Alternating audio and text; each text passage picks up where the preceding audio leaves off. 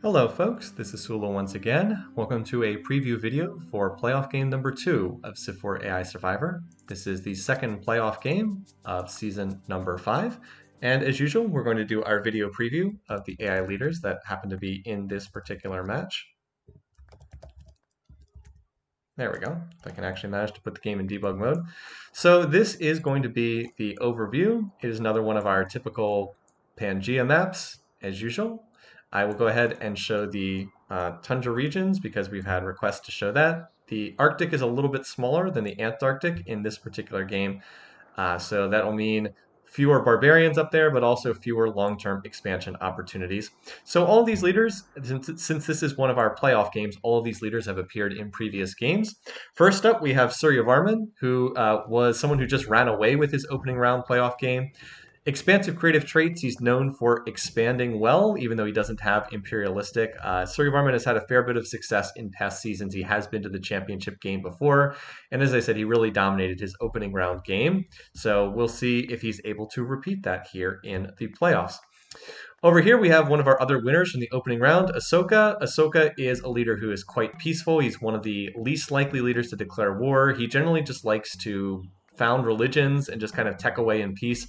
I believe he never declared war once in the opening round game. He was attacked once, but he never actually declared a war himself, if I remember correctly.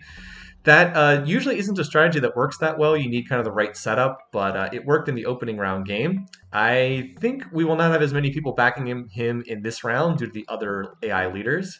But if you're looking for someone who's going to try to win a cultural victory, he's probably your man. Down here in the southwest corner, we have Willem. Willem was the winner of Game 8 in the opening round. He is almost certainly the best economic leader in this game. Creative, financial are amazing traits. Really, really good at research. If he does not get run over by other AI leaders, he will probably tech his way to a spaceship or cultural victory. That said, he often does get run over, and Willem's kind of infamous for ignoring rifling tech, which has caused him to die in some games that he really shouldn't have died in the past. So if he plays this game and refuses to defend himself, then he could very easily be overrun. All right, now as far as the leaders who finished in second place in their opening round games, we're going to start here with Julius Caesar. We actually have a Rome mirror match in this game, so that is why Julius Caesar has the red borders. We had a specific request for red Rome. Julius Caesar is one of the more aggressive leaders. He's not crazy aggressive like the Montezumas or the Genghis Khans of the world, but he does fight a lot of wars. He's very good at expanding. He has the imperialistic trait. His economy tends to be the problem. He's not a very good leader at teching, not unless he can just get a ton of territory. But he's got one other thing in his back pocket, and that is the Praetorian unique unit. So he likes to build them, and with 8 strength, they're very good at running over enemy units early in the game. For the curious, there is an iron resource here, but if Caesar doesn't grab this one, he probably won't get iron. So whether you fear he's likely to get that resource or not probably affects how well you think he's going to do in this game. The other half of the Roman mirror match is over here. This is Augustus Caesar. He is much more peaceful as a leader, also high peace weight as opposed to low peace weight.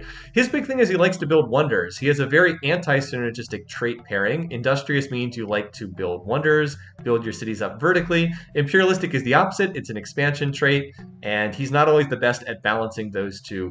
But he has drawn a more isolated starting position. It is the one downside to this is he doesn't really have a lot of iron. This is his closest iron, so if he doesn't get to this resource, no Praetorians for him.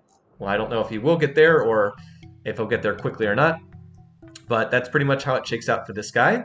And then finally, we have Mao Zedong in this game. Mao's advanced to this game via the wildcard route. He should have won his wildcard game, but he ended up losing the game by getting sniped with a Diplo victory by Gilgamesh, a pretty unlikely diplomatic victory, I'll say. Expansive, protective, not great traits, but is a pretty good economic leader anyway, even though he doesn't really have the traits for it. Seems to do a pretty good job of building an economy, often seems to be hanging around in games. He has a lot of second place finishes, not a ton of first place finishes, but is generally in the mix in pretty much any game that he's in. Does also have a nice backlines area to expand into if he gets locked out of the center of the map. So this will be, like I said, our second playoff game.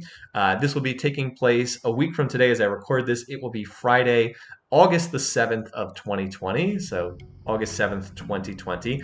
As you probably know, if you're watching this, we run a picking contest for these games. The entry to the picking contest is linked beneath this video. If you want to toss in your prediction, we try to predict who's going to be the winner, who is going to be the first one to die, what the victory condition is going to be, all that fun stuff. So hopefully we will see a bunch of you on the live stream a week from today for AI Survivor Season number 5, playoff game number 2. Until then, have a great week, and I hope to see you guys there.